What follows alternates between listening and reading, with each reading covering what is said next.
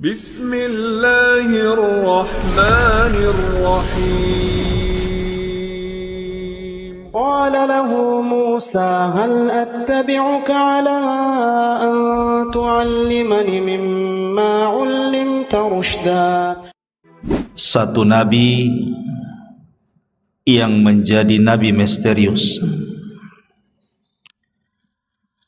Siapa dia? Dialah Nabi Allah Khadir atau Khidir alaihi salatu wassalam.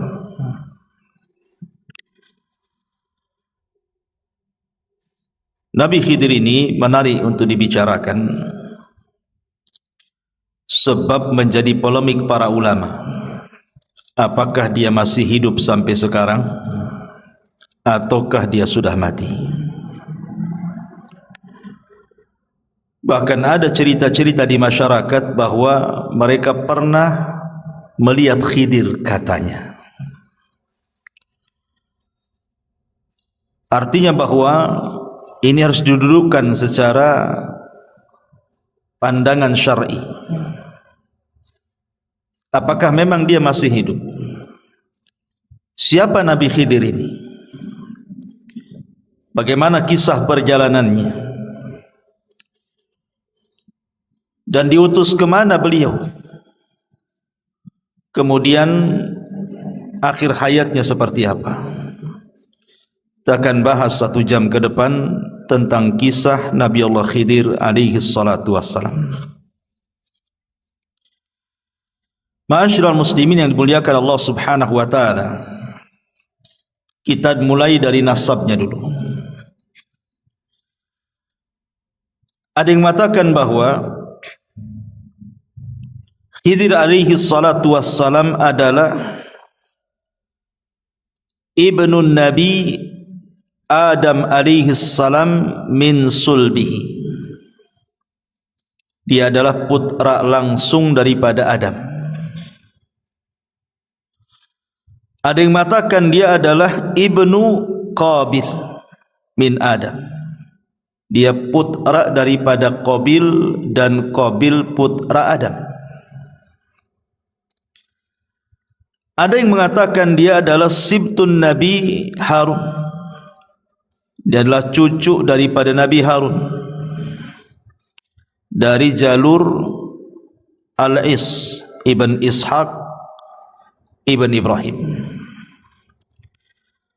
Bahkan ada yang mengatakan dia adalah putranya Fir'aun. Ini saya kan hanya menukilkan pendapat ulama. Bahkan ada yang mengatakan dia adalah anak daripada anak-anak Persia. Bahkan ada juga yang mengatakan dia salah satu turunan dari kaum Nabi Ibrahim yang beriman kepada Ibrahim. Wallahu a'lam mana yang benar satu. Tapi yang jelas bahawa di dalam Al-Quran memang tidak disebut nasabnya. Karena Quran sering saya ulang-ulang bukan kitab sejarah. Quran itu kitab hidayah. Sehingga hanya mencuplik beberapa kisah untuk diambil pelajaran. Ma'asyiral muslimin yang dimuliakan Allah Subhanahu wa taala. Ada yang mengatakan namanya adalah Khadrun atau disebut dengan Khidir. Ada yang mengatakan namanya Amir. Ada yang mengatakan namanya Balyan ibnu Malkan. Tetapi kalau kita melihat pada hadis dalam Islam, maksudnya riwayat yang sahih dalam Islam, namanya adalah Khidir. Itulah yang kita kenal berdasarkan hadis Nabi SAW yang dikeluarkan Imam Bukhari. Nabi SAW mengatakan, innama sumiyal Khidru atau Khadiru li'annahu jalasa ala farwatin bayda fa idza hiya tahtaz min khalfihi hadra. Kata Nabi SAW, sesungguhnya dikasih nama Khidir. Kenapa Khidir diberi nama Khidir? Karena kalau dia duduk di sebuah padang pasir gersang, kemudian setelah dia bangkit dari tempat duduk itu, tempat duduknya itu menghijau. tumbuh-tumbuhan. Maka disebut Khidir dari kalimat hadra. Hadra itu artinya tumbuh-tumbuhan, makanya sayur dalam bahasa Arab itu hadrawat. Dan itu salah satu mukjizat Nabi Khidir adalah ketika dia duduk di tempat gersang, bekas tempat duduknya itu tumbuh rumput, menghijau semuanya. Ma'asyiral muslimin yang dimuliakan Allah Subhanahu wa taala, menjadi perselisihan ulama. Apakah Khidir ini seorang rasul? Apakah Khidir ini seorang nabi? Apakah Khidir ini seorang wali? Ataukah dia hanya rajul saleh, orang saleh saja? Atau dia malaikat? Pendapat yang pertama mengatakan bahwa Khidir itu bukan hanya seorang nabi, tapi juga rasul. Berdalil dengan nanti dalam surah Al-Kahfi yang kita akan bahas. Karena Khidir ini diberikan rahmat, karunia rahmat dan juga ilmu, menunjukkan bahwa rahmat dan ilmu itu tidak diberikan kecuali kepada seorang nabi dan rasul. Tapi ada juga yang mengatakan, dan ini pendapat yang kuat wallahu alam, jumhurul ulama, mayoritas ulama mengatakan Khidir itu nabi, tapi tidak sampai ke level rasul. Karena setiap rasul itu nabi, tapi setiap nabi belum tentu rasul. Nanti kita akan jelaskan. Ada juga yang mengatakan bahwa Khidir itu wali, dan ini banyak diyakini oleh orang-orang yang menisbatkan kepada sufi, orang-orang sufi, orang-orang tasawuf, dan juga orang-orang Syiah. Mereka cenderung mengatakan Khidir itu bukan nabi tapi wali, tapi derajatnya lebih tinggi di atas nabi. Dalilnya apa? Karena Nabi Musa belajar kepada Khidir, menunjukkan Khidir lebih tinggi dibandingkan Musa, karena Musa belajar sama dia masalahnya. Sehingga mereka membuat kaedah bahwa Khidir itu wali, dan wali itu lebih tinggi dibandingkan nabi gitu. Nanti kita akan bantah. Saya sebutkan pendapat-pendapat dulu. Kemudian yang keempat, Khidir itu malaikat yang menjelma dalam bentuk Bani Adam. Dan juga ada yang mengatakan dia hanya orang biasa tapi soleh. Tapi sekali lagi pendapat yang kuat wallahu alam, Khidir itu seorang nabi, tapi tidak sampai ke rasul, tapi di atasnya wali. Karena nabi itu di atasnya wali. Dalil bahwa Khidir ini seorang nabi, pertama mukjizat, tentu mukjizat. Yang tadi saya katakan di antara mukjizatnya, kalau Khidir itu duduk di sebuah tempat yang gersang, kemudian dia pergi menghijau tuh tempat duduknya, dan itu mukjizat.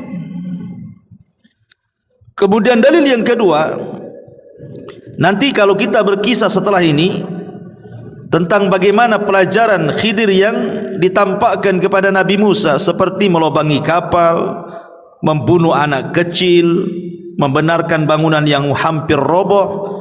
Tidak mungkin Khidir ini melakukan itu pandai-pandai dia, kan begitu. Tentu ada wahyu. Seperti membunuh orang. Membunuh tidak boleh. Berarti ketika Khidir membunuh ini karena ada perintah Allah Subhanahu wa taala. Artinya dia seorang nabi mendapatkan wahyu. Bagi orang yang mengatakan wali itu karomah, karena sering saya katakan bahwa keanehan di dunia ini ada berapa? Ada 5 atau 6 ya. Pertama mukjizat. Mukjizat ini diberikan kepada siapa? Para nabi. Yang kedua karomah, diberikan kepada para wali. Yang ketiga maunah, diberikan kepada orang biasa yang saleh.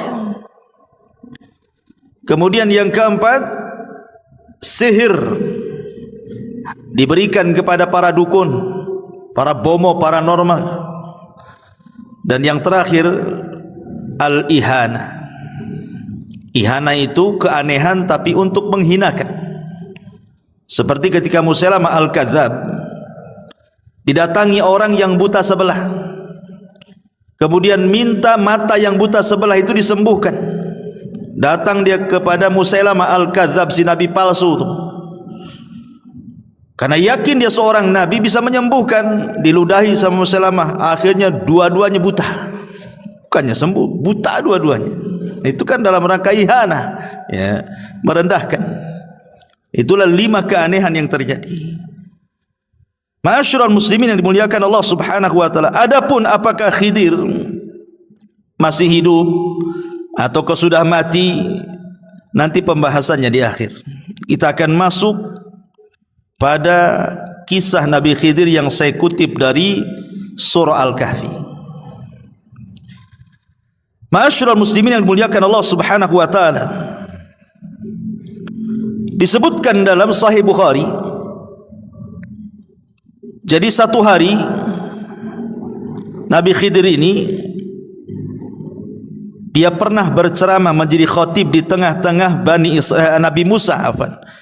Jadi satu hari Nabi Musa alaihi salatu wassalam sedang menjadi khatib di tengah-tengah Bani Israel. Tiba-tiba kemudian adalah yang hadir di situ bertanya kepada Nabi Musa, "Ya Musa, ada enggak manusia yang lebih alim dibandingkan engkau?" Tiba-tiba Musa mengatakan, "Tidak ada." Musa bukan sombong, tidak. Walaupun kenyataannya memang tidak ada orang alim di zaman itu melebihi Musa, kan begitu. Tapi Musa ini manusia, ada sisi sifat kemanusiaannya lupa. Harusnya dia mengatakan Allahu a'lam, artinya menasabkan ilmu kepada Allah Subhanahu wa taala, ataupun mengucapkan insyaallah tidak ada. Tapi dia mengatakan tidak ada orang alim melebihi diriku, katanya. Dari kalimat ini akhirnya Allah Subhanahu wa taala menjawab dari langit bahwa ada orang yang lebih alim, yang punya ilmu yang kau tak punya. Kemudian Allah Subhanahu wa taala merintahkan Nabi Musa untuk berangkat mencari orang yang dimaksud Allah. Maksudnya mencari Khidir alaihi salam. Lah dengan berangkatnya Musa mencari Khidir menunjukkan Musa tidak sombong. Sebab kalau sombong ngapain dia datang? Ketika kemudian dia mencari Khidir itu menunjukkan tawadhu'nya, bahwa dia ingin mencari juga ilmu. Tidak hanya mencukupkan ilmu yang dia miliki, dia pun ingin menambah. Dari sini kata para ulama, ada dalil tentang pensyariatan rihlah li talabul ilmi. Rihlah itu maksudnya melakukan safar, perjalanan untuk menuntut ilmu. Dan itu kebiasaan para nabi, kebiasaan para sahabat, bahkan kebiasaan para ulama. Lihat Imam Ahmad keliling dunia itu sampai 2 kali. Sampai dikatakan Tafa Ahmad marrataini hatta jama'al musnad.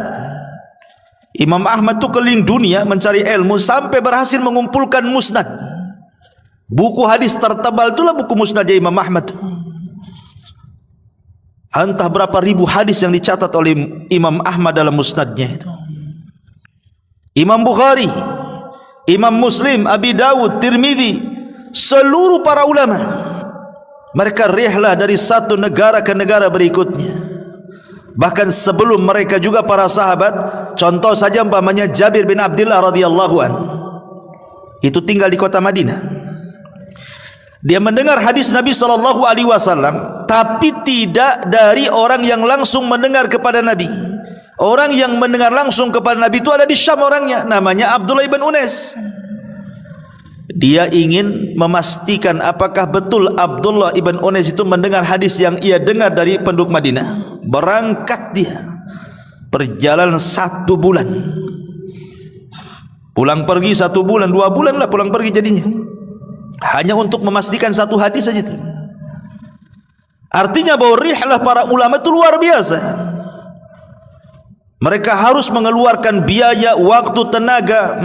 Kita ini muhajirin itu kalau di Batam ini enggak terlalu jauh, tapi sedikit yang datang kemari.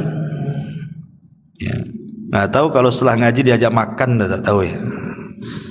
Tapi yang jelas bahwa menunjukkan himmah thalabul ilmi di zaman sekarang ini kurang sekali. Entah kenapa, apa sibuk dengan dunia, sibuk dengan handphone, wallahu alam. Tapi yang jelas bahwa himmah, semangat thalabul ilmi di zaman dulu itu luar biasa, karena ilmu dan para penuntutnya dihargai. Tapi zaman sekarang sudah ilmu tidak dihargai, para penuntutnya tidak dihargai, ustadznya pun tidak dihargai. Makanya itu menjadi malas untuk belajar. Taib. Kemudian setelah itu Musa alaihi salatu wassalam mengajak pembantunya namanya Yusha ibn Nun. Dan begitu para nabi selalu bawa pembantu. Ketika Nabi SAW berdakwah ke Taif, siapa yang dibawa? Zaid ibn Harith, untuk membantu Nabi dalam berdakwah. Sebagaimana Rasul mengambil Zaid ibn Harith, maka Musa mengambil Yusha ibn Nun yang kelak akan menjadi penerusnya. Setelah Musa meninggal, Harun meninggal, Yusha inilah yang akan memimpin Bani Israel untuk mengambil alih Baitul Maqdis. Bahkan Musa juga tidak berhasil, karena dia keburu meninggal di Ardu Tih, di bumi Tih, karena pembangkangan Bani Israel. Padahal nama Yusha dalam Al-Quran kan tidak disebut namanya kan. Allah membahasakan dengan kalimat fatah, pemuda. Namanya siapa pemuda ini? Baru dijelaskan oleh ahli tafsir bahwa yang dimaksud pemuda dalam surah Al-Kahfi itu maksudnya Yusha ibn Nun. Tapi lihat, walaupun namanya tidak dicantumkan dalam Al-Quran, tapi dia bisa mengukir sejarah melebihi Nabi Musa, padahal tidak dikenal. Menunjukkan bahwa mengukir sebuah jasa untuk kebaikan orang itu tidak mesti harus dikenal manusia. Enggak apa-apa kita dikenal Allah, tidak dikenal di hadapan manusia, seperti Yusha ibn Nun. Ma'asyiral muslimin yang dimuliakan Allah Azza wa Jalla, berangkatlah kemudian dua manusia mulia ini, Musa dan juga Yusha ibn Nun, dalam rangka mencari ilmu untuk mencari keberadaan Khidir alaihi salam. Kita mulai kisahnya. Dimulai daripada surah Al-Kahfi ayat 61 dan seterusnya. Allah Subhanahu wa taala mengatakan, "Wa idz qala Musa li fatahu la abrah hatta ablugha majma'al bahraini aw amdiya hukuba." Dan ingatlah ketika Musa berkata kepada Yusha ibn Nun pembantunya, "Aku tidak akan berhenti berjalan untuk mencari ilmu sebelum sampai ke tempat pertemuan dua air lautan, atau aku akan berjalan terus sampai bertahun-tahun, entah berapa lamanya." Karena ada yang mengatakan ahli tafsir itu Musa itu mencari Khidir sampai 80 tahun. Ada yang mengatakan seperti itu, wallahu a'lam. Ya. Sekarang pertanyaannya, mencari alamat yang tidak jelas itu kan perkara yang sulit, ikhwan.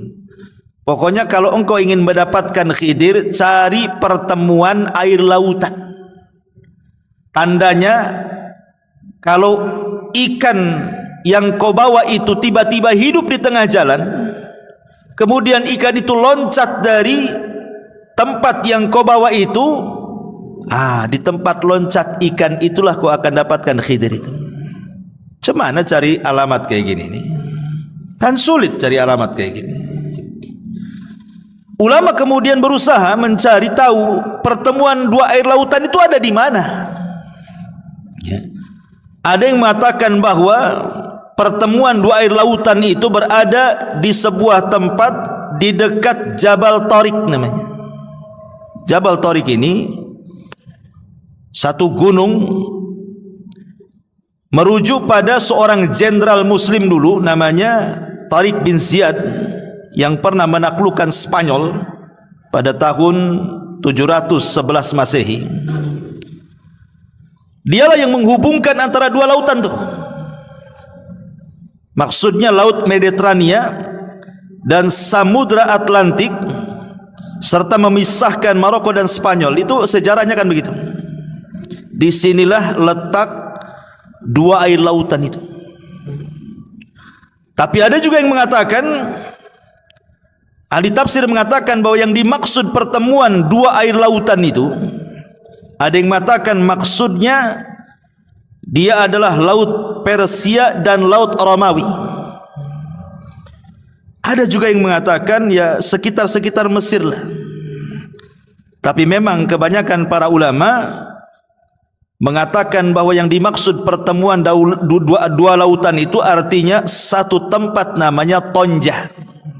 Di sebuah tempat namanya Tonjah, satu kota di Maroko yang berbatasan langsung dengan Spanyol. Wallahu alam, ini yang banyak dikuatkan oleh ahli tafsir. Ma'asyiral muslimin yang dimuliakan Allah Azza wa Jalla, dan itu juga disebutkan oleh Al-Imam Al-Baghawi rahimahullahu taala. Intinya bahwa ketika Nabi Musa alaihi salatu wasallam berjalan dengan Yusa itu, pokoknya Nabi Musa mengatakan kepada Nabi Yusa, pokoknya kita berjalan terus sampai menemukan dua pertemuan air lautan. Kalau kita tidak ketemu nih, terus sampai dapat, katanya.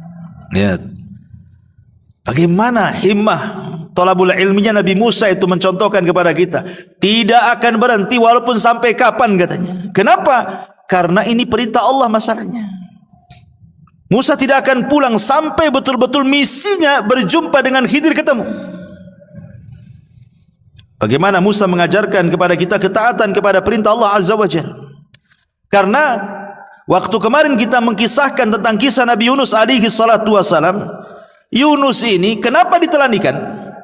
Karena dia meninggalkan kaumnya sebelum Allah perintahkan. Makanya akhirnya kemudian Allah menghukum Yunus dan memasukkan ke perut ikan. Lah Nabi Musa alaihi salatu wasalam, dia tidak mau membangkang perintah Allah. Makanya dia terus berjalan sampai Allah mengatakan falamma balagha majma'a bainihima nasiyahu taghuma fattakhadha sabilahu fil bahri saraba. Maka ketika mereka sampai ke pertemuan dua laut itu, mereka lupa ikannya, lalu ikan itu melompat mengambil jalannya ke arah laut itu. Disebutkan dalam Sahih Bukhari, kan kisah Khidir kan disebutkan oleh Sahih Bukhari itu panjang juga tuh. Jadi ketika Nabi Musa alaihi salatu wasallam dengan Nabi Yusa ini berjalan, rupanya kan mereka ingin istirahat.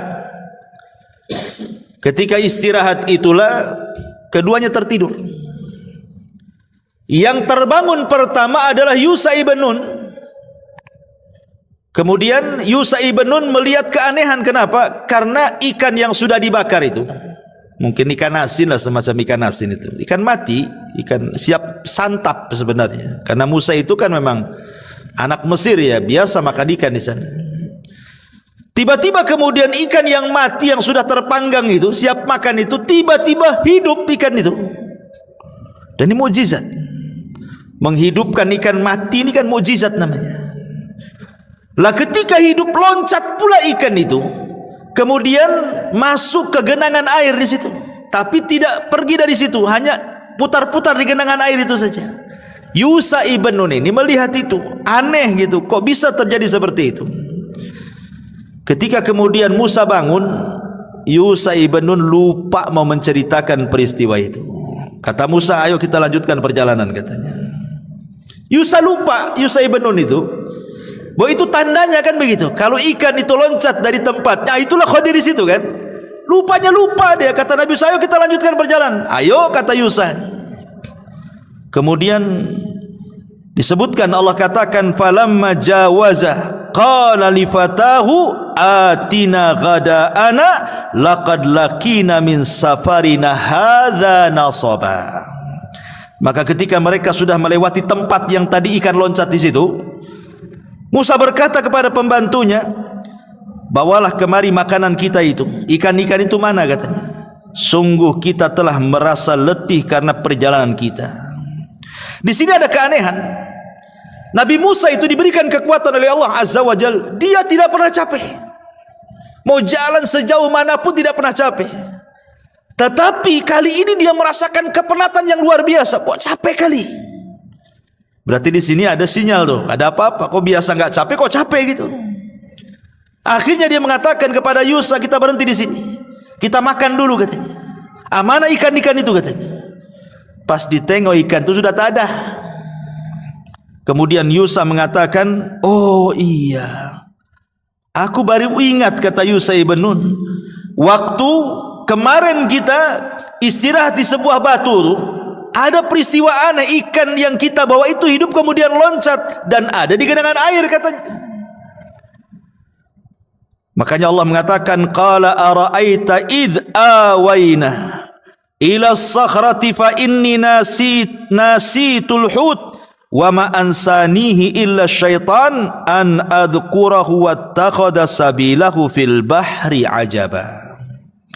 Lalu Yusa ibn Nun mengatakan, tahukah engkau ketika kita mencari tempat berlindung di batu itu, wahai Musa, aku lupa menceritakan tentang ikan itu katanya, dan tidak ada yang membuat aku lupa untuk mengingatnya kecuali setan. Dan ikan itu mengambil jalannya ke laut dengan cara yang aneh sekali katanya. Apa kata Musa? Musa mengatakan, itu yang benar. Ayo kita balik lagi ke situ katanya. Senang Nabi Musa karena sudah ada titik terang di mana keberadaan Khidir dan pertemuan dua air lautan itu. Ma'asyiral muslimin yang dimuliakan Allah Subhanahu wa taala, di sini ada pelajaran besar bahwa seorang murid dan guru itu tetap harus punya kesabaran. Lihat sabarnya Nabi Musa, tidak menyalahkan Khidir kan? Tidak menyalahkan Yusa ibn Nun. Karena lupa kan gitu. Ketika dia melihat ikannya loncat, harusnya disitulah Yusa memberitahu Musa kan, di sini tempatnya. Tapi karena dilupakan setan, akhirnya mereka pun jauh kali sudah meninggalkan batu itu, baru ingatkan itu. Tapi Musa tak marah. Ini menunjukkan bahwa seorang murabbi, seorang muallim, seorang guru, seorang pendidik harus punya kesabaran kepada anak didiknya. Seperti Musa alaihi salatu wassalam di sini. Ma'asyiral muslimin yang dimuliakan Allah Subhanahu wa taala. Ketika sampai di batu itu, tiba-tiba kemudian Musa dan Yusa ini melihat ada orang yang berbaju tebal, longgar, lebar, ya. Sebagaimana disebutkan dalam hadis Bukhari, falamma intahaya ila sakhrati idza rajulun musajjin bi thawbin. Kata Nabi SAW, ketika keduanya Yusa dan juga Musa ini sampai di batu itu, tiba-tiba ada seorang laki-laki yang menggunakan pakaian sangat longgar sekali. Fasallama Musa, maka Musa pun mengucapkan salam, assalamualaikum. Faqala Khidir, rupanya Khidir itu di depan dia. Khidir mengatakan, wa anna bi ardikas salam. Bagaimana cara mengucapkan salam di negerimu? Seolah-olah Khidir aneh gitu, kok ada hukum mengucapkan salam? Di negeri dia nggak ada orang mengucapkan salam tuh. Kemudian Khidir tanya, siapa kamu? Maka Musa mengatakan, ana Musa, saya ini Musa. Kata Khidir, Musa siapa? Kata Nabi Musa, Musa Bani Israel. Baru ngeh dia. Oh, kamu Musa Bani Israel. Dari sini menunjukkan apa? Khidir itu tidak tahu yang gaib. Sebagaimana prasangka sebagian orang terhadap Khidir itu, bahwa Khidir itu manusia yang punya ilmu laduni, mampu menerawang, mampu melihat hal-hal gaib. Menebak Nabi Musa aja tak bisa. Siapa kamu? Kalau dia memang tahu yang gaib kan sudah tahu, oh kamu Musa Bani Israel. Kenapa mesti tanya dulu? Ya. Dari sini menunjukkan bahwa Khidir itu juga sama dengan yang lainnya, tidak tahu yang gaib kecuali yang Allah beritahukan saja. Karena kegaiban itu hanya milik Allah Subhanahu wa taala. Lah dari sini setelah kemudian Musa betul-betul berjumpa dengan Khidir, maka Musa mengatakan, Allah katakan, qala lahu Musa, hal attabi'uka ala an tu'allimani mimma ullimta rusyda. Musa berkata, bolehkah aku mengikutimu, agar engkau mengajarkan kepadaku ilmu yang benar yang telah diajarkan kepadamu untuk menjadi petunjuk bagiku, katanya. Di sini ada pelajaran adab. Seorang pelajar, seorang thalabatul ilmi, kalau hendak meminta ilmu kepada seorang guru ya harus beradab. Lihat Nabi Musa aja beradab. Padahal secara kedudukan Musa itu jauh di atas Khidir. Bagaimana tidak jauh di atas Khidir? Dia bukan hanya seorang nabi, dia bukan hanya seorang rasul, dia adalah kalimur rahman, dia adalah ulul azmi minar rusul, dan dialah nabi yang paling masyhur dari seluruh nabi-nabi Bani Israel, dan turun Taurat padanya. Khidir tidak ada kitab turun kepada dia, tapi karena Musa berhajat ingin mengambil ilmu Khidir, maka dia beradab, meminta dengan sangat lembutnya dan mengatakan, bolehkah aku mengikutimu agar engkau mengajarkan kepadaku ilmu yang benar yang telah Allah ajarkan kepadamu supaya menjadi petunjuk bagiku, katanya. Subhanallah, bagaimana Musa beradab. Dari sini kata para ulama, la yambulu ar-rajulu, la yambulu ar-rajulu, orang itu belum dikatakan cerdas kecuali dia bisa mengambil ilmu ala man fauqahu wa ala man dunahu wa ala man siwahu, kecuali dia bisa mengambil ilmu dari orang yang di atas dia, dari orang yang di bawah dia, atau dari orang yang setara dengan dia. Itu baru cerdas orang itu. Ma'asyiral muslimin yang dimuliakan Allah Azza wa Jalla. Dan di sini juga ada pendalilan yang salah yang saya katakan tadi. Ada sebagian orang menganggap bahwa wali itu lebih tinggi dibandingkan nabi. Buktinya apa? Khidir menjadi gurunya Nabi Musa. Berarti wali itu lebih tinggi dibandingkan para nabi. Kita katakan nabi lebih tinggi dibandingkan wali. Nabi itu lebih tinggi dibandingkan wali. Dari mana kita tahu? Karena Nabi Musa alaihi salatu wassalam, dia mengatakan dalam hadis itu, ya Musa, ketika dalam perjalanan Nabi Musa alaihi salatu wasallam dengan Khidir, salah satu diskusinya adalah, ya Musa, inni ala ilmin min ilmillah allimnihi la ta'lamhu anta wa anta ala ilmin allamakahu la a'lamuhu, kata Khidir. Musa, aku punya ilmu yang kau tak punya, tapi kau juga punya ilmu yang aku tidak punya. Ya. Ini bantahan bahwa orang-orang yang menganggap bahwa Khidir itu lebih tinggi dibandingkan Musa, maknanya Khidir itu wali, Musa itu nabi. Kok nabi belajar sama wali? Berarti wali lebih tinggi dibandingkan nabi. Kita katakan di sini ada dialog.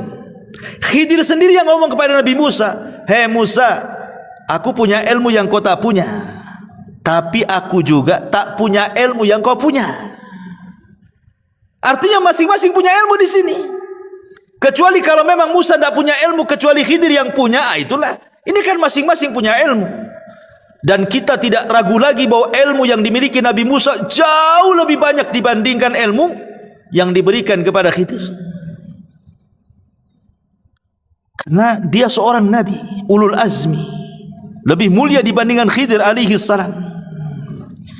Tetapi Khidir memberikan syarat dan mengatakan, qala innaka lan tastati'a ma'iya sabra. Sungguh engkau tidak akan sabar kalau belajar sama saya, katanya. Tidak usahlah, kau enggak akan sabar. Ya. Apa kata Nabi Musa? Wa kaifa tasbir ala ma lam tuhit bihi khubra. Bagaimana engkau bisa mengatakan seperti itu? Kan belum dicoba. Aku belum belajar kok kamu sudah mengatakan seperti itu, katanya. Kemudian Nabi Musa meyakinkan kepada Khidir dan mengatakan, satajiduni insyaallah sabira wala a'silaka amra. Insyaallah akan engkau dapati aku termasuk orang yang sabar dan aku tidak akan menentangmu dalam urusan apapun. Itu janjinya Nabi Musa. Saya akan sabar, apapun yang kau ajarkan saya terima. Di sini ada faedah apa? Seorang talabul ilmi harus punya kesabaran. Kalau tidak punya kesabaran tidak akan dapat ilmu itu. Makanya Yahya bin Abi Katsir mengatakan apa? Ilmu itu tidak akan didapat birahatil jismi, dengan istirahatnya badan. Antum kalau duduk tidur nggak akan dapat ilmu. Tapi antum kalau datang ke majelis ta'lim, mendengarkan atau beli buku, baca buku atau dengerin YouTube ustaz-ustaz yang sedang ceramah, baru dapat ilmu. Kalau kelayapan ke sana kemari, kuliner ke sana kemari, ilmu ya ilmu kuliner dia dapat lah. Tapi ilmu agama dia tak akan dapat. Kemudian fantalaqa, Khidir mengatakan fa inittaba'tani. Ini syarat yang harus dipegang Nabi Musa. Jika engkau mengikutiku, kata Khidir, fala tas'alni an syai'in, jangan pernah menanyakan sesuatu kepadaku, hatta uhditsa laka minhu dzikra, sampai aku yang menerangkannya. Kau diam saja, kau lihat saja. Awas kalau kau bertanya, kata Khidir. Dari ancam duluan tuh. Fantalaqa hatta idza raqiba fis safinati kharaqaha. Ini pelajaran pertama nih. Berangkatlah dua manusia mulia dan juga Yusha ibn Nun, ini bertiga berarti kan, dalam satu perahu. Dalam hadis Bukhari, ketika pemilik perahu itu melihat Khidir, rupanya kenal bahwa Khidir ini orang mulia di tengah-tengah mereka, makanya ketika naik perahu tidak usah bayar. Jadi nggak ada bayar, langsung naik saja Nabi Musa itu dengan Khidir di situ. Di tengah perjalanan, di tengah-tengah lautan itu, sambil berbincang-bincang Musa dengan Khidir, tiba-tiba melihat burung. Burung itu tiba-tiba menukik ke lautan, kemudian mengambil sebagian kecil air dengan paruhnya, kemudian naik lagi, kemudian hinggap di ujung perahu. Khidir alaihi salatu wassalam mengatakan, ya Musa, ma naqasa ilmi wa ilmuka min ilmillah illa kanaqrati hadal usfur fil bahri. Lihat Musa, tuh burung tuh yang nuki, kemudian ngambil air dengan paruhnya, kemudian terbang lagi. Ilmu saya dengan ilmu kamu kalau digabungkan itu hanya seteguk air yang diminum oleh burung itu. Adapun lautan ini, inilah ilmu Allah, katanya. Lihat bagaimana di sini ada pelajaran bahwa ilmu yang diberikan Allah kepada kita ini hanya satu teguk yang diteguk oleh burung saja. Itulah dengan satu teguk itulah ada yang jadi profesor, ada yang jadi dokter, ada yang jadi insinyur, ada yang jadi penemu, jadi orang cerdik, cerdas, pandai, dan begitu seterusnya. Hanya setitiklah ilmu Allah yang Allah berikan kepada kita itu. Lebihnya lautan itu ilmu Allah. Di sini ada pelajaran, jangan sombong. Satu jengkal di bawah kaki aja kita nggak tahu apa isinya. Tiba-tiba kemudian sombong pula dengan di hadapan Allah Azza wa Jalla, takabur dengan pengetahuannya, dengan kekayaan, dengan jabatannya. Siapa Anda? Ilmu yang Anda miliki itu bagian dari ilmu yang setetes yang diteguk burung itu. Ya. Ma'asyiral muslimin yang dimuliakan Allah Azza wa Jalla. Kemudian ketika sampai di daratan, sudah kapal itu sudah mendarat gitu ya, sudah menepi. Tiba-tiba Nabi Khidir alaihi salatu wassalam merusak kapal itu dengan cara apa? Menyobek satu papan. Ditarik satu papan itu, ya secara otomatis tiba-tiba kapal itu tenggelam lah. Lah Musa masih di situ, Khidir masih di situ, yang punya perahu masih di situ. Apa kata Nabi Musa alaihi salatu wassalam? Qala akharaqtaha litughriqa ahlaha laqad ji'ta syai'an amra. Kata Nabi Musa, sungguh engkau telah berbuat sesuatu yang salah besar, wahai Khidir. Kenapa kau bolongi perahu ini, katanya? Apakah kau akan menenggelamkan pemiliknya? Padahal dia di sana juga. Musa tidak mengatakan apakah kau akan menenggelamkan kapalnya, tidak. Tapi apakah kau akan menenggelamkan pemiliknya? Nabi Musa mendahulukan jiwa orang tuh, bukan perahunya, tapi jiwanya. Yang kedua, Nabi Musa berpikir, ini orang nggak tahu baik budi ini, udah dikasih tumpangan gratis, enggak bayar lagi. Tiba-tiba kemudian sudah sampai, dibolongi, dirusak pula kapal itu. Mana syukurnya? Seolah ngomong begitu itu Nabi Musa kepada Khidir itu. Makanya dia agak emosi kan, karena Nabi Musa ini pantang melihat sebuah kemungkaran itu. Musa lupa perjanjian di awal kan. Apa perjanjiannya? Jangan tanya. Jangan tanya. Ya. Kalau kau tanya, jangan belajar. Itu kan perjanjiannya. Tapi spontanitas, karena melihat kemungkaran, lupa diri dia. Akhirnya dia mengatakan, ini apa-apaan ini katanya. Makanya kemudian Khidir mengatakan, alam akul innaka lan tastati'a ma'iya sabra. Kata Khidir, bukankah sudah kukatakan engkau tidak akan sabar kalau belajar kepada aku katanya. Buktinya nih baru satu pelajaran udah sibuk kau. Akhirnya Musa berjanji dan mengatakan, qala la tu'akhidni bima nasid wa la turhikuni min amri usra. Kata Nabi Musa, janganlah engkau menghukum aku karena kelupaanku, dan jangan pula engkau membebani aku dengan sesuatu yang sulit dalam urusanku. Janganlah ngajari yang aneh-aneh katanya. Tapi memang lupa saya tadi. Kalau saya ingat mungkin saya enggak akan ngomong katanya. Kemudian Khidir masih maafkan. Fantalaqa hatta idza laqiya ghulaman faqatalahu. Ketika kemudian mereka sudah ke daratan, berjalan sebentar, nampaklah anak-anak sedang main. Rupanya ada anak yang paling ganteng, yang paling baik. Pokoknya yang paling ganteng dari semua anak-anak kecil itu.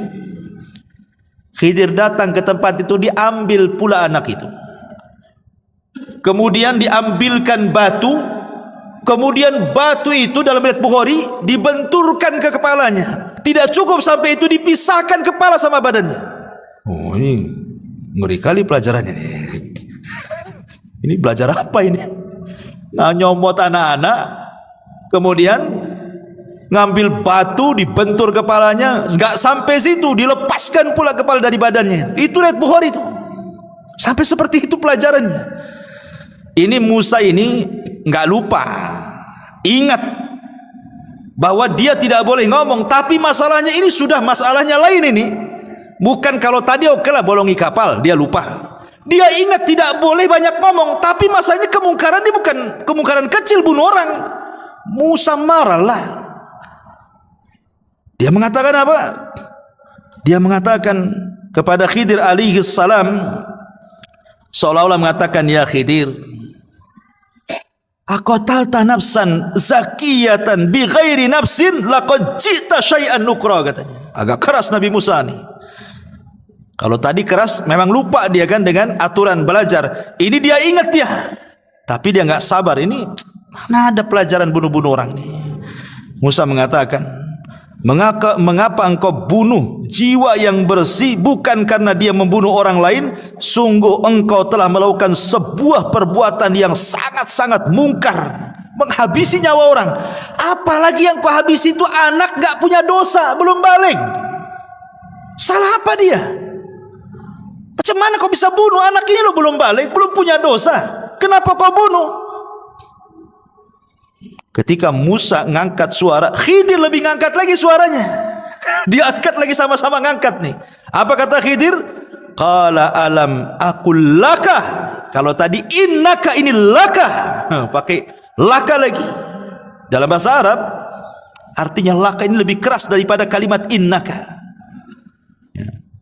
Alam aqul laka innaka lan tastati'a ma'iya sabra. Sudah kukatakan, kau enggak akan sabar kan? Kata soal seperti itu ya. Sudah kukatakan dari awal, kau enggak akan sabar. Musa enggak lupa ini, betul-betul ingat gitu. Tapi karena masalah pembunuhan dia enggak bisa tutup mulut kan itu, dia harus bicara. Tapi akhirnya Musa pun agak sedikit merendah dan mengatakan, qala in sa'altuka an syai'in ba'daha fala tusahibni laqad balagta min ladunni udhra. Kata Nabi Musa, ya sudah gini saja, jika aku bertanya lagi kepadamu tentang sesuatu setelah ini, maka janganlah engkau memperoleh aku menyertaimu lagi. Dah, enggak usah lagi sama aku. Sesungguhnya engkau sudah cukup bersabar menerima alasanku, katanya. Ini terakhir kata Musa. Kalau sampai aku bertanya lagi, udahlah sampai di situ aja. Enggak apa-apa, saya enggak ikut lagi, katanya. Akhirnya Khidir memberikan uzur lagi untuk ikut lagi bersama dia. Fantalaqa hatta idza ataya ahla qaryatin istat'ama ahlaha fa'abau an yudhayyifuhuma fawajada fiha jidaran yuridu an yanqad fa'aqamahu. Maka keduanya berjalan hingga ketika keduanya sampai kepada penduduk sebuah negeri. Mereka berdua meminta dijamu oleh penduduknya, tetapi mereka penduduk itu tidak mau menjamu mereka. Kemudian keduanya mendapatkan dinding rumah yang hampir roboh di negeri itu. Lalu dia berkata kepada Nabi Musa, kita tegakkan sebelum roboh, katanya. Yang ini beda pula. Yang ini agak baik nih. Sebelum-sebelumnya tak baik kan? Bolongi kapal tak baik kan itu. Bunuh orang lebih tak baik lagi. Ini pula berbuat baik. Dinding mau roboh diperbaiki lah. Ini gimana ini kan? Ini seolah terbalik 180 derajat nih pelajarannya nih. Ya. Ada yang mengatakan ahli tafsir bahwa negeri yang didatangi yang rusak itu adalah namanya Antokia. Ya, negeri itu namanya negeri Antokia. Negeri itu rusak serusak-rusaknya. Semuanya bakhil. Nggak ada orang baik di situ. Ketika melihat ada orang asing itu mereka nggak peduli. Padahal Khidir dan Nabi Musa ini sudah kelaparan. Tetapi ketika kemudian masuk ke negeri Antokia itu, satu orang pun tidak mau menjamu. Akhirnya kata Khidir ini, kalau gitu kita cari tempat lain. Ini penduduk ini jahat semua nih. Keluar, sebelum keluar di perbatasan kota itu adalah rumah sudah doyong mau roboh. Ya. Jadi Khidir mengatakan kepada Musa, tunggu dulu. Ini rumah mau roboh nih. Kita perbaiki rumah ini dulu. Kata Nabi Musa, ya Khidir, kenapa kita tidak mengambil rumah yang jelas-jelas ada penghuninya? Kalau kita perbaiki kan dapat upah, kita bisa makan tuh dengan upah tuh. Ini tak jelas penghuninya, kemudian kita perbaiki, dapat apa kita di sini, katanya. Nah, ini sudah pertanyaan ketiga. Ya, makanya kemudian Khidir marah dan mengatakan, hada firaqi baini wa bainik. Inilah perpisahan antara aku dengan kamu. Sudah, ini udah ketiga kalinya masalahnya ngomong. Ya. Ma'asyiral muslimin yang dimuliakan Allah Subhanahu wa taala. Lah sebelum berpisah itulah Khidir menjelaskan kenapa dia sampai membolongi kapal. Kenapa dia sampai membunuh jiwa anak kecil yang tak bersalah. Kenapa sampai memperbaiki dinding yang mau roboh. Apa kata Khidir kepada Musa sebelum pisah? Ammas safinatu fakanat limasakina ya'maluna fil bahri fa aradtu an aibaha wa kana wara'ahum malikun ya'khudhu kulla safinatin ghasbah. Adapun perahu itu adalah milik orang miskin. Miskin itu artinya punya pekerjaan tapi tidak cukup. Kalau fakir memang sama sekali tak punya pekerjaan. Jadi miskin dengan fakir itu, fakir di bawahnya, miskin di atasnya. Karena ini punya perahu kan, orang ini kan punya perahu, berarti punya pekerjaan, tapi tidak mencukupi. Nah, itu disebut miskin. Tapi kalau fakir di bawahnya sama sekali nggak punya pekerjaan. Ya, umpamanya ada janda tua, umurnya sudah 60-70 tahun, udah lumpuh, mau kerja apa, keluarganya nggak tanggung jawab, itu disebut fakir namanya. Nah, makanya orang-orang yang membantu orang-orang seperti ini, al-armalah ini, orang-orang janda-janda tua yang enggak sanggup lagi bekerja, enggak ada yang bertanggung jawab, maka pahalanya sama dengan Anda sholat malam setiap malam dan Anda puasa sunnah setiap hari. Ya, karena orang fakir yang dibantu oleh kita. Kalau miskin di atas itu masih punya pekerjaan seperti orang ini punya perahu, ya, tapi tidak mencukupi. Lah, Khidir mengatakan, adapun perahu itu milik orang miskin yang bekerja di laut. Aku bermaksud merusaknya karena di hadapan mereka ada seorang raja yang suka merampas setiap perahu yang bagus. Jadi Khidir ingin mengatakan, aku loh tidak merusak parah, hanya membeset kayu supaya dia tenggelam. Kalau seandainya dia mau pakai perahu lagi kan tinggal diangkat, diperbaiki sebentar aja udah bisa itu. Sebab kalau seandainya itu perahu itu nampak cantik, nampak bagus, nanti digosok, diambil, dicuri, dirampok sama penguasa sini jahat-jahat. Dari sini ada kaidah ikhwatu fiddin muliakan Allah Subhanahu wa taala, bahwa boleh kita melakukan kemadaratan kecil untuk mendapatkan kemaslahatan besar. Membolongi kapal ini kan kecil karena bisa diperbaiki lagi nanti. Tapi kalau tidak dibolongi, diambil lagi, kan madaratnya lebih besar tuh. Berarti maslahatnya jauh lebih besar supaya perahunya tidak diambil orang dan dia bisa bekerja lagi. Contohnya apa? Contohnya kalau antum sakit, punya gula umpamanya, diabetes. Kata dokter ini jarinya harus dipotong, diamputasi. Kalau tidak akan menjalar. Memotong jari itu tidak boleh. Karena jari ini bukan milik kita, milik Allah. Dari atas kepala sampai kaki itu milik Allah. Tidak boleh kita menyakiti badan kita sendiri. Tapi kalau seandainya kata dokter ini harus dipotong, diamputasi nih, kalau enggak nanti kemana-mana itu virusnya. Berarti kita memotong itu sebenarnya salah, tidak boleh. Tapi karena ada maslahat besar, kalau tidak dipotong mati, berarti boleh memotong jari untuk kemaslahatan yang lebih besar, hidup dia gitu maksudnya. Nah, itulah namanya kaidah melakukan madarat kecil untuk mendapatkan maslahat besar.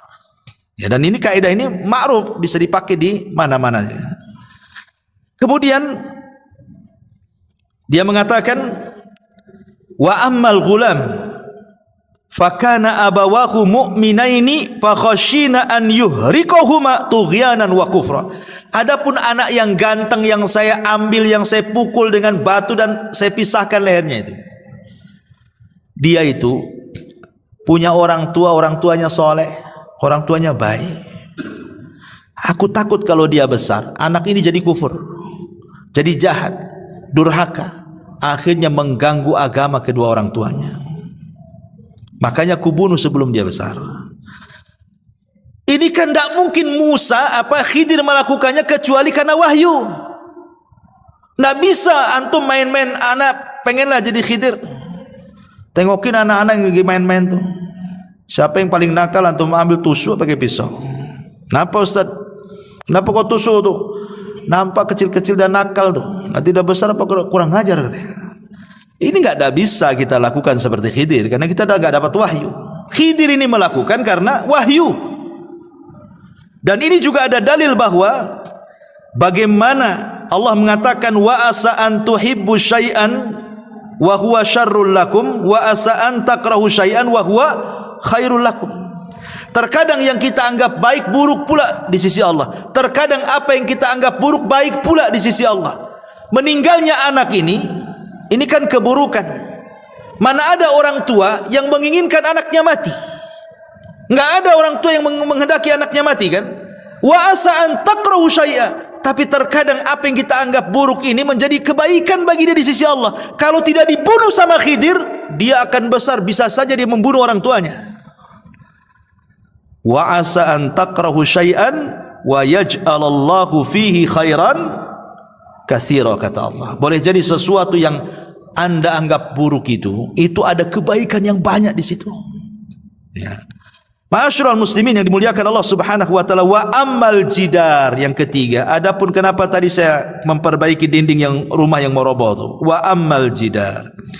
Fakana li gulamaini yatimaini fil madinati wa kana tahtahu kanzun lahuma wa kana abuhuma salihan fa arada rabbuka an yablugha ashuddahuma wa yastakhrija kanzahuma rahmatan min rabbika wa ma fa'altuhu an amri dzalika ta'wilu ma lam tasti alaihi sabra.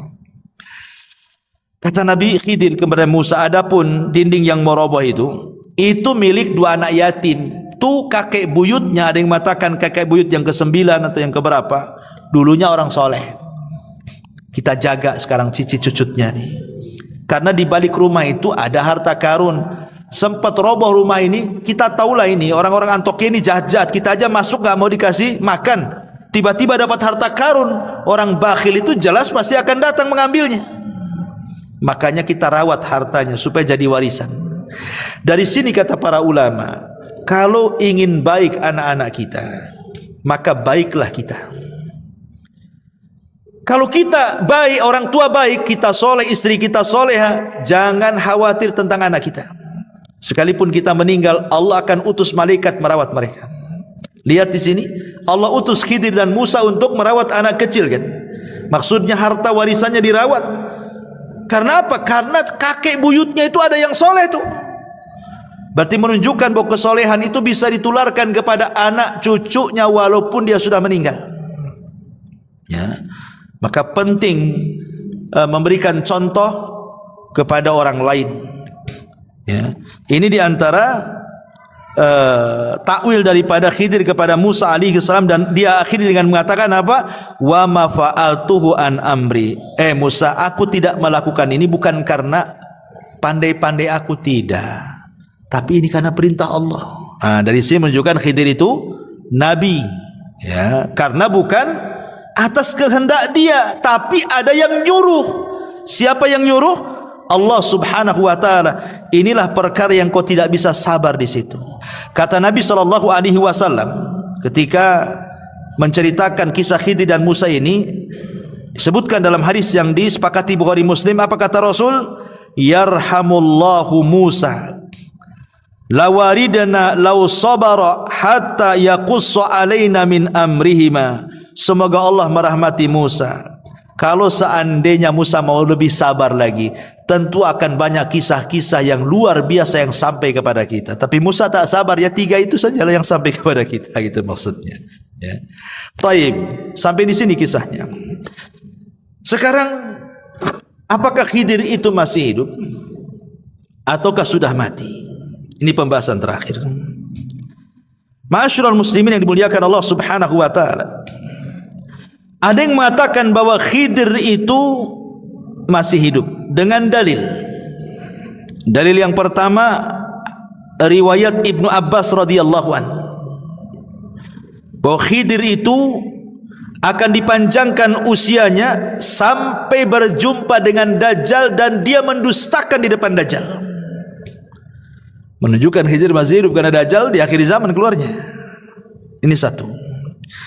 Kemudian yang kedua, dalilnya adalah ketika Nabi SAW meninggal, para sahabat sedang berkumpul. Tiba-tiba kemudian datang orang tidak dikenal. Orang itu baik, cara ngomongnya santun, bla bla bla bla macam-macam. Maka para sahabat heran, siapa orang baik, bijak, ngomongnya enak tuh? Bertanyalah sahabat ini kepada Abu Bakar dan Ali radhiyallahu an. Maka Abu Bakar dan Ali mengatakan, bi anna hadza al-Khadir. Itu adalah Khadir katanya. Berarti sepeninggal Rasul Khadir masih ada tuh. Karena Abu Bakar dan Ali mengatakan seperti itu. Kemudian dalil yang ketiga adalah ijtima'ul Khadir wal Ilyas fi kulli musimin minal haji. Dalam sebuah riwayat bahwa setiap musim haji Nabi Khidir dan Ilyas itu biasanya ketemu di Mekah sama-sama haji, kemudian saling mencukur rambut. Setiap musim haji. Kemudian yang keempat dijelaskan ijtima'ul Khadiri wa Jibril wa Mikail wa Israfil fi Arafat. Ketika haji maka Jibril akan datang, Mikail akan datang, Israfil akan datang, dan mereka akan bersama Khidir di Arafah. Menunjukkan bahwa Khidir belum mati. Tetapi ulama membantah. Satu, Imam Ibnu Hajar ketika mengomentari hadis Ibnu Abbas yang pertama, beliau mengatakan hadis itu mungkar.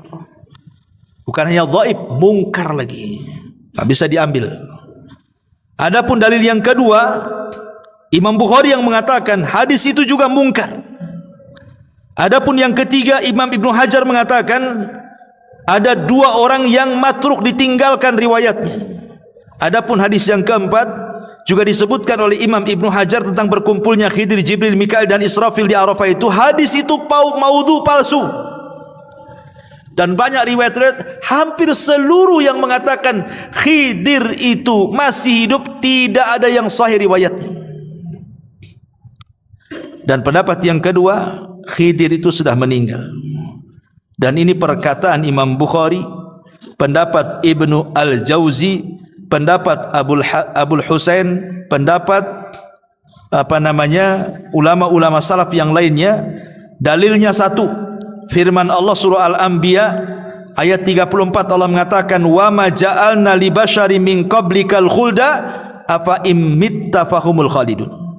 Kami tidak menjadikan hidup abadi bagi seorang manusia pun sebelum kamu, maka jika kamu mati apakah mereka kekal? Ya enggak lah, tidak ada yang kekal, kata Al-Quran. Maka Khidir masuk pada ayat ini. Dalil yang kedua adalah surah Al-Imran ayat 81. Ketika Allah menjelaskan tentang perjanjian para nabi, kalau Allah mengutus Muhammad, mereka akan menolongnya, mereka akan berusaha masuk ke agamanya dan begitu seterusnya. Baca dalam surah Al-Imran. Kata Ibnu Katsir ketika memberikan catatan kepada Al-Imran ayat 81 itu, dia mengatakan faqala Ibnu Katsirin annahu idza kana al-Khadiru hayyan fahuwa yadkhulu fi mitsaqil anbiya fayansuruna nabiyya sallallahu alaihi wasallam min a'daihi. Kalau memang Khidir itu hidup, tentu dia akan masuk pada perjanjian para nabi. Kalau diutus, nabi akan ditolong. Tapi mana buktinya? Saat nabi kalah di perang Uhud, mana Khidirnya? Enggak datang. Saat perang Badar yang Rasul ketakutan luar biasa, jumlah 314 orang melawan 1000 orang, mana Khidirnya? Enggak muncul. Berarti Khidir sudah meninggal. Ya. Padahal kalau memang dia masih hidup, dia harus masuk pada surah Al-Imran 81, masuk dalam perjanjian setiap para nabi. Kalau diutus, nabi akan ditolong. Tapi tak muncul-muncul juga. Dan itu senada dengan ucapan Ibnu Taimiyah rahimahullahu ta'ala. Apa kata Ibnu Taimiyah saat ditanya apakah Khidir masih hidup? Kata beliau, lau kana al-Khadiru hayyan lawajaba alaihi an ya'tiyan nabiyya sallallahu alaihi wasallam wa yujahidu baina yadayhi wa yata'allama minhu. Wa qad kana an-nabiyyu sallallahu alaihi wasallam yauma badrin Allahumma intalik hadhihi sabab falan tu'bad abada ila akhirih. Kata Imam Ibnu Taimiyah saat ditanya apakah Khidir masih hidup, kata Ibnu Taimiyah, kalau Khidir hidup maka Khidir wajib datang menghadap Nabi, berjihad dengan Nabi, belajar kepada Nabi. Sekarang ketika perang Badar, mana Khidir? Kata Ibnu Taimiyah, tak ada. Kemudian juga hadis Nabi SAW yang dikeluarkan Imam Muslim dalam sahihnya, ma min nafsin manfusatin al-yawma ta'ti 'alaiha mi'atu sanatin wa hiya hayyatun yawma idzin. Tidak ada satu jiwa pun yang hidup pada hari ini telah lewat 100 tahun pasti dia akan binasa. Khidir udah lebih 100 tahun lah, udah meninggal lah. Bahkan dalam hadis yang lain, la yabqa ala ra'si mi'ati sanatin mimman huwa ala wajhil ardi ahadun. Tidak akan tersisa seorang pun di muka bumi ini pada 100 tahun yang akan datang. Artinya sudah meninggal lah. Ya, maka pendapat yang kuat wallahu alam, Khidir sudah meninggal. Bahkan Ibrahim Al-Harbi pernah bertanya kepada Imam Ahmad. Imam Ahmad ditanya soal apakah Khidir hidup ataukah mati. Imam Ahmad ditanya siapa? Oleh Ibrahim Al-Harbi. Apa kata Imam Ahmad? Man ahalla ala ghaibin lan yansab minhu wa ma alqa hada illa syaitan. Siapa yang menekuni masalah-masalah gaib klinik, dia tidak akan bisa bersikap proporsional dalam masalah ini. Tidak ada yang membisikkan berita itu kecuali setan, katanya. Nah, itu tegas Imam Ahmad tuh. Kalau ada yang mengatakan Khidir hidup, kata Imam Ahmad, tidak ada yang membisikkan Khidir hidup kecuali setan. Itu Imam Ahmad yang ngomong begitu. Ya. Dari sini kita tahu bahwa Khidir sudah meninggal dunia.